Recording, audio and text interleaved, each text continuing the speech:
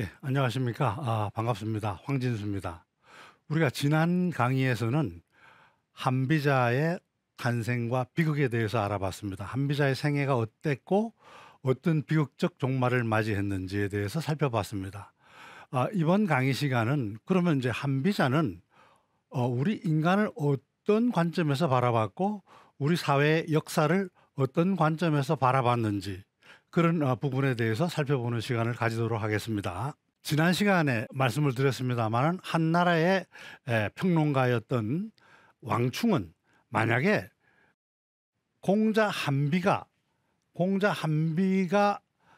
죽지 않았다면, 만약에 죽지 않았다면 진나라도 어찌 되었을지 알 수가 없다, 이런 얘기를 했었죠.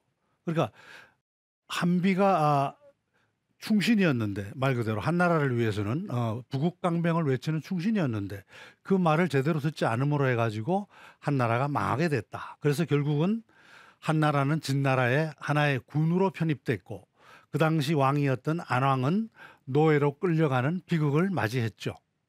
그죠? 한비자의 말을 듣지 않았기 때문입니다. 최근에 우리 S라는 그 드라마 중에 고려 거란 전쟁이라는 드라마가 방영되고 있는데 거기에도 보면 여러분들 최근에 보신 분들은 아시겠지만 흥화진을 사수하고 있던 양규, 그죠? 그다음에 거란 전쟁을 전략적인 방법으로 해가지고 거란을 몰아내는 강감찬 장군의 일대기가 그려지고 있습니다. 근데 우리가 보면 그 당시에 임금이었던 현종과 강감찬 간에 굉장히 의견 다툼이 있는 걸 알 수 있습니다. 결국은 지난 방영분에서는 강감찬 장군이 현종에 의해서 쫓겨나는 그러한 상황이 발생하죠. 이러한 상황들은 우리 역사에서 수없이 많이 반복되고 있습니다. 요즘 현대에서도 마찬가지입니다. 현대에서도 우리가 정치판에 보시면은 말 그대로 옳은 소리 하는 사람들이 거꾸로 듣기 싫다는 이유로 쫓겨나고 있는 그런 상황들도 우리가 종종 볼 수 있죠. 자, 우리가 한비자는 우리 인간을 어떤 식으로 봤는지, 인간은 선한 사람으로 봤는지 아니면 악한 사람으로 봤는지 아니면 그도 저도 아닌 중립적인 관점에서 봤는지 그런 내용을 한번 살펴보도록 하겠습니다. 한비자의 이러한 인간관은 그 당시 있었던, 그 이전에 있었던 선진시대의 유가적인 사상하고 그다음에 자기보다 선배였던 법가들의 생각들, 이런 것들이 다 수용이 돼서 뭉쳐져서 한비자의 인간관으로 나타나게 됩니다. 그럼 먼저 그 당시에 있었던 선진시대의 유가의 인성론은 어땠는지 주요 철학자들의 관점을 한번 살펴보도록 하겠습니다. 먼저 공자는 사람의 인성이 어떻다 하고 명시적으로 얘기하지는 않았죠. 그렇지만 우리는 공자가 이 선을 묵시적으로 전제하고 있는 내용들을 논어라는 책에서 확인할 수가 있습니다. 한번 볼까요? 논어 양화 2편에 보시면 사람의 본성은 서로 비슷하지만 사람의 본성은 태어나면서부터 본래 하늘로부터 받아서 비슷하다. 이게 성상근 서로 근사치다. 너도 나도 서로 비슷했다. 그런데 이 사람이 어떻게 길러지느냐, 어떻게 교육받고 커갔느냐에 따라서, 즉 습관에 따라서 차이가 난다. 습상원, 다시 얘기하면 습관에 따라서 어떻게 길러졌느냐에 따라서 처음에 출발은 같았지만 이렇게 말 그대로 완전히 달라진 인생을 살아갈 수도 있다는 얘기죠. 그리고 자로 6장에 보면 이런 말도 나옵니다. 몸의 처신이 바르면, 다시 얘기하면 올바른 생각과 올바른 마음으로 행동하면 명령하지 않아도 행해지고, 여기 이제 이런 얘기가 나오죠. 기신정, 그 몸이 바르면, 이런 얘기죠. 불령이행이라, 명령을 내리지 않더라도 행해진다 이거예요. 자, 이런 선한 사람, 올바른 사람의 행동을 얘기하는 거죠. 그다음에 몸의 처신이 바르지 않으면 비록 명령한다 하더라도 따르지 아니한다. 그죠? 마음과 생각이 완전히 올바르지 않은 사람한테 아무리 올바른 명령을 해도 따르지 않는 거죠. 우리가 자식들 키울 때도 마찬가지입니다. 그죠? 자식들이 부모의 올바른 생각과 말을 받아들일 준비가 돼 있어야지 자식들이 부모의 말에 순종하는 것이지, 그 말 자체를 받아들일 상태가 안 돼 있으면 어떻게 됩니까? 부모 말은 잔소리밖에 안 되는 거죠. 여러분들도 다 느껴봤을 겁니다. 그다음에 여기 위정 3편에 보면 우리가 여러 번 얘기했습니다만, 사람들을 인도하기를 덕으로 하고 도지 이덕, 덕으로 이끌고, 그죠? 그다음에 다스리기를 예로 하면 제지 이래, 덕과 예로 하면 어떻게 된다? 백성들이 부끄러움을 알고 바르게 될 것이다. 유치, 치라는 거는 치욕할 때 부끄러움, 자기가 부끄럽다, 창피하다, 이런 걸, 창피함을 느끼고, 격이라는 것은 요즘으로 따지면 이 정이라는 말하고 같습니다. 올바른 마음과 올바른 행동을 하게 된다. 부끄러움을 알면 올바른 행동을 하게 된다. 이런 얘기를 했죠. 자, 여러분 한번 보세요. 공자가 사람은 선하다, 악하다 얘기를 안 했어요. 그런데 지금 이 말들을 보면 어떻습니까? 기본적으로 사람 바탕은 올바른 마음을 가지고 올바른 행동을 하도록 되어 있는데, 그렇지 못할 수가 있다 하는 뉘앙스가 들어있다고 볼 수 있겠죠. 그죠? 두 번째, 우리 철학자, 사상가 맹자의 한번 인성론을 볼까요? 실제로 인성론은 맹자에 의해서 시작됐다고 볼 수 있습니다. 맹자는 우리가 다 알다시피 성선설, 본래 사람의 성품은 선하다, 이런 주장을 하게 됐죠. 근데 이 양반의 공헌은, 우리 철학 사상계에 있어서 굉장히 중요한 공헌은 뭐냐 그러면 바로 우리 사람의 마음, 이 마음으로부터 도덕이라는 걸 끄집어내서 그것을 철학적인 학문으로 체계화했다는 겁니다. 자, 우리 마음에서부터 인성을 도출했어요. 인성, 사람의 어떤 선하고 착한 이런 것들은 어디에 있느냐? 이 마음에 있다는 거죠. 근데 여러분들, 마음이 어디에 있을까요? 여러분 마음이 어디 있습니까? 마음이 어디 있습니까 하면 전부 다 자기 마음, 가슴을 가리킵니다. 그런데 가슴에 과연 마음이 있을까요?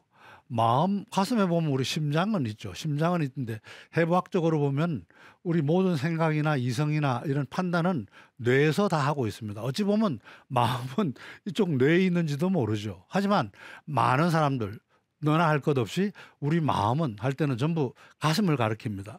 그죠? 이게 어느 가상 공간, 버추얼 스페이스가 우리 몸에는 어디 있는 겁니다. 그죠? 그 부분을 공자가 끄집어냈어요. 그래서 철학적인 영역으로 만듭니다. 우리가 욕심, 사욕을 느끼는 것은 왜 그럴까요? 우리가 어떤 것을 보고 어떤 것을 듣고 하기 때문이죠.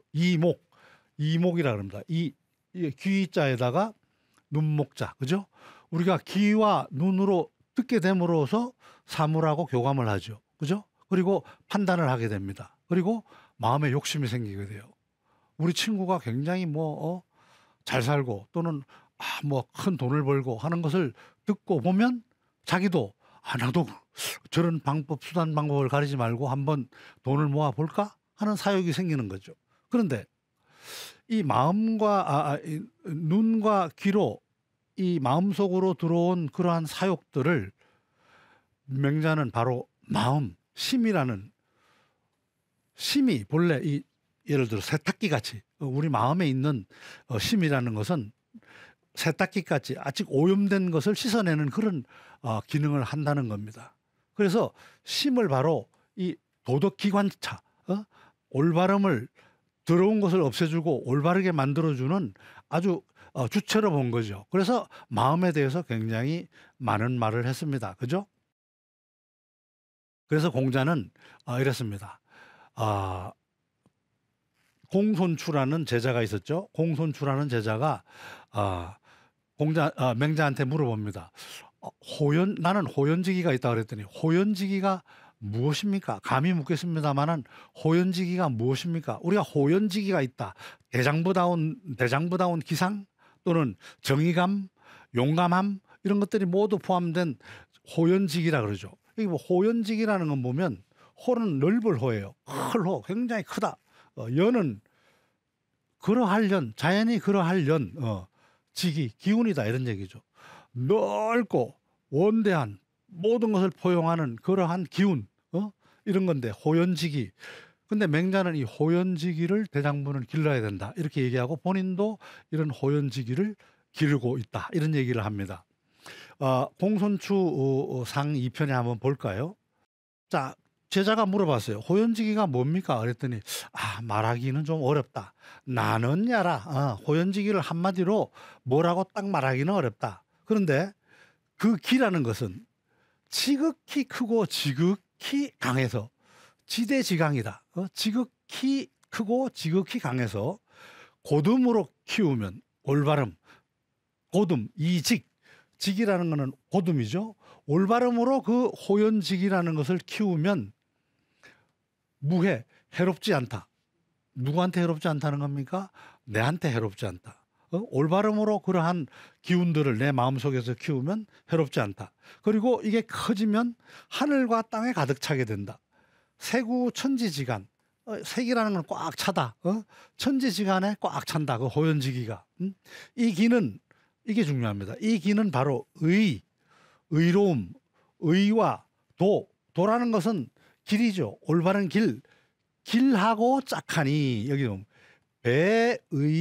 의여도, 의로움과 길, 올바른 길과 이 호연지기는 짝하게 되니 만약에 올바름과 이 의로움이 없으면 굶주리게 된다. 뭐가? 호연지기가 굶주리게 된다는 것은 무슨 뜻입니까? 호연지기가 없어진다는 얘기죠. 그리고 이 기는 의가 모여서 스스로 내 속에 생기는 거다. 이것은 이 호연지기는 의를 모아서 소생자라 만들어지는 거다. 그러니까 내가 생각하는 의로움 생각, 의로운 행동 이런 것들이 다 모여져서 내 속에 호연지기가 생긴다는 겁니다. 근데 이런 호연지기는 하루아침에 취할 수 있는 것이 아니다. 하루아침에 이 호연지기가 만들어지는 게 아니다. 행동에 부족함이 있으면 이 불겸이라 그럽니다. 불겸. 이 만족할 겸인데요. 불겸. 행동에 만족함이 불만스러운 게 있다. 이 얘기는 뭐냐면 행동에 부족함이 있으면 바로 그래 굶주리게 된다. 호연지기는. 그죠? 그러니까 호연지기는 어떻다는 얘기입니까?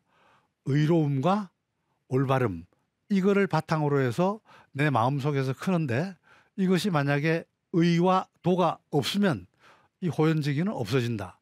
호연지기가 없어지면 어떻게 되냐? 사람은 올바른 행동과 올바른 생각을 하기가 어렵다. 이런 얘기가 되는 거죠. 자, 여기서 퀴즈 하나 내보내겠습니다. 이 송나라 때, 이 그림 보시면은 송나라 때 한 농부가 있었어요. 자기 논에 그 모를 심었는데, 벼모를 심었는데 빨리 자라지 않아서 굉장히 안타까웠어요. 그래서 어떻게 할까 고민하다 어느 날 이 빨리 자라게 하는 방법이 없을까라고 고민하다가 내가 모를 조금씩 이렇게 뽑아주면 되겠구나 하고 모를 조금씩 다 나가서 뽑아줬어요. 그리고는 집에 돌아와 가지고는 가족들한테 내가 우리 벼가 빨리 자랄 수 있도록 모를 조금씩 다 뽑아주느라고 자랑을 합니다. 자, 그 말을 듣고 그 아들이 황량히 논으로 달려갔더니 모가 모두 뽑혀져 가지고 말라 죽어 버렸어요. 자, 이게 바로 고사 내용입니다. 여러분 생각나는 고사 내용 중에서 자, 이런 내용의 고사 사자성어가 어떤 부분이 있을까요? 혹시 뭐 아시는 분 있으십니까?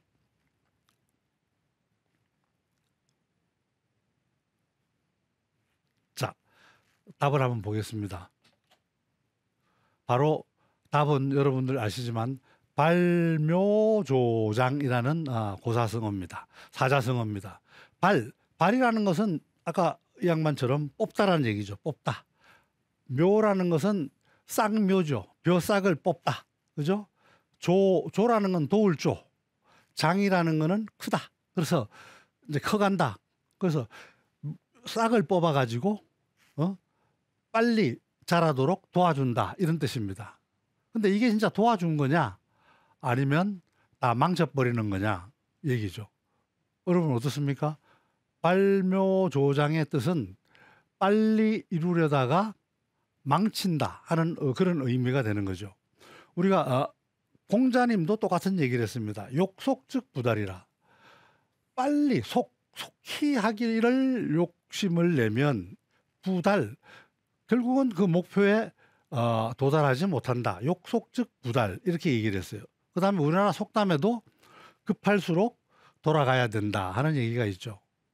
우리가 이런 참 교훈은 새길 필요가 있지 않나 싶어요. 우리가 아이들을 교육할 때도 뭐 2살, 3살밖에 안 됐는데 뭐 영어 유치원 또 해외 보내고 등등 이렇게 난리법석지기는 우리 부모님들이 주위에 많이 있죠. 물론 다 아이가 잘 되기를 바라는 마음에서 그랬지만 다 때가 있다고 생각을 합니다. 좀 기다릴 줄 알아야죠. 그래서 바로 이러한 고사성어도 나오지 않았나 싶습니다. 맹자는 그래서 마음을 굉장히 중시했는데 마음에는 4가지 마음이 있다 그랬죠. 태어나면서 측은지심, 남을 불쌍히 여기는 마음, 수호지심, 창피해하고 싫어하는 마음, 사양지심, 남한테 겸양하고 양보하는 그런 마음, 시비지심, 옳고 그른 것을 따지는 마음, 이 4가지 마음이 있다 그랬죠. 이 4가지 마음이 바로 우리가 사단이라고 해서 인의 예지의 싹이다 이렇게 얘기를 했어요. 이게 바로 맹자의 마음 철학의 어떤 핵심이죠. 그래서 이러한 인의 예지 때문에 인의 예지 때문에 바로 사람은 선한 방향으로 갈 수밖에 없다라고 생각을 한 겁니다. 그래서 맹자는 진심 상편에 보면 이런 얘기를 하면 구하면 얻을 것이요. 자, 구해라. 구즉 득지, 구하면 얻을 것이요. 버리면 잃을 것이다. 사즉 실지, 뭐를 구한다는 겁니까? 올바른 행동, 진리, 선, 이걸 구하면 얻을 것이요. 버리면 잃을 것이다. 이런 얘기를 합니다. 우리가 성경에도 이와 유사한 말이 나와요. 마태복음 7장 8절에 보면 누구든지 청하는 이는 받고 찾는 이는 얻고 문을 두드리는 이에게는 열릴 것이다. 이것은 하나님의 마음을 얻는다는 얘기죠. 자, 그 다음에 이 고자 상편에 보면 이런 얘기는 인성이 선한 것은, 이거 맹자 얘기죠. 인성이 선한 것은 마치 물이 아래로 흐르는 것과 같으니 유수지 취하여라. 마치 물이 취하 아래로 흐르는 것과 같으니 사람은 불선한 사람이 없으며 유불선이라. 이게 불선이 있는 것이 없다니까 아무것도 없다지. 그러니까 선하다. 사람은 불선한 사람이 없으며 물은과 마찬가지로 물은 항상 아래로 흐른다. 그래서 물이 아래로 흐르듯이 사람은 항상 선할 수밖에 없다라고 주장한 것이 바로 맹자입니다. 그런데 이런 것들이 한비자에 먹힐까요?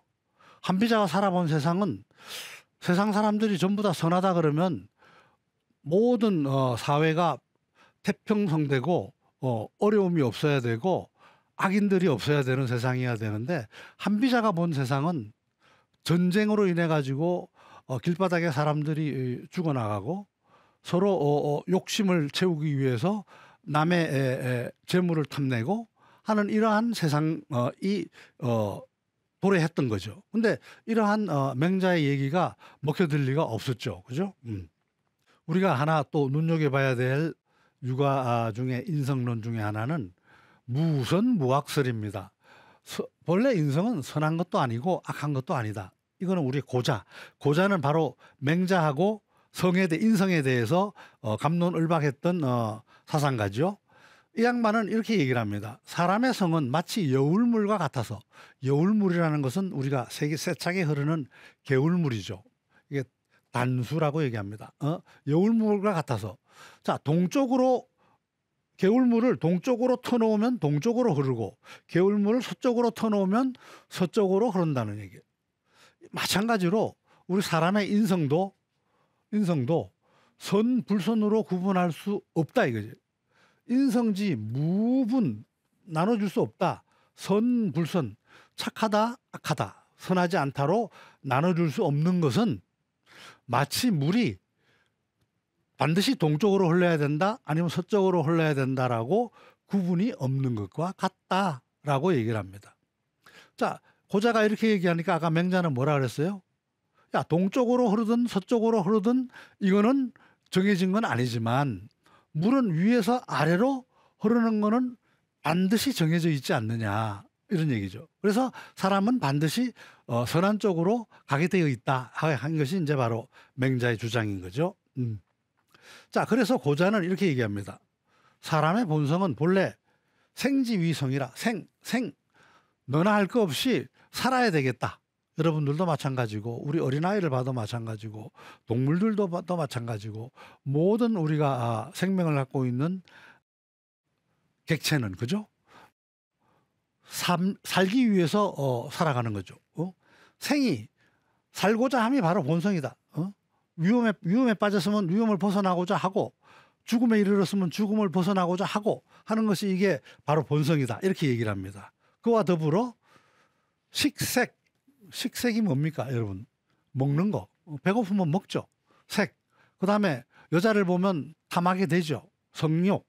이런 식과 색이 기본적으로 사람의 본성이다. 이렇게 얘기를 합니다. 자, 이거는 어떻게 보면 굉장히 고자가 얘기한 부분은 아주 기본적인 사람의 동물적 본성 그거를 얘기를 한 거죠. 맹자는 여기에 대해서 비난을 하는 거죠. 그러면 도대체 동물하고 사람하고 다른 점이 무엇이냐? 사람이라는 건 바로 도덕이 있는 거다. 옳고 그름을 판단하는 가치 체계를 가지고 있는 것이 바로 사람이다 이런 얘기죠.